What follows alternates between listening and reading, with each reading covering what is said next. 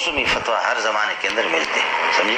ابھی ہندوستان کے علماء میں ایک بہت بڑا طبقہ ہے، ایک بہت بڑا، یعنی آخری جو چوٹی کے علماء ہیں وہاں جو بڑے، وہ جہاد اقدامی کے منکر، جہاد دفاعی کے، اور یہ اس قسم کی آیتوں سے استدلال ہے۔ اذن للذین یقاتلون، جن سے قتال ہوتا ہے مشرکین کی جانب سے، مجبور ہے وہ، ان کو یہ جہاد دفاعی ہے۔ جہاد اقدامی تو وہ دفاعی کی بھی قائل نہیں۔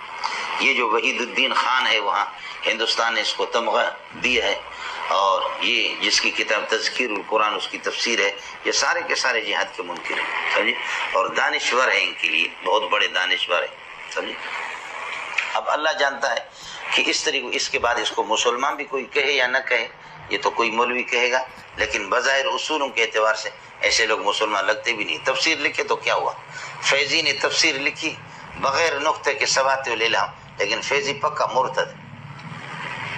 حضرت اقدس نے، مولانا ابو الحسن علی ندوی نے 50 سوراخ زندگی کتاب میں اس کو لکھا کہ فیضی ایسا تھا ایسا تھا، وہ حضرت اقدس کا تسامو ہے، ورنہ فیضی مرتد ہو گیا تھا آخر میں۔ ثبات الالہام، سمجھے، تفسیر اس کی یہاں پتہ نہیں ملتی جامع فاروقی میں نسخہ ہے اس کا پرانا، ثبات الالہام، بغیر نقطے کے پوری تفسیر اس نے لکھی، یہ مرتد تھا۔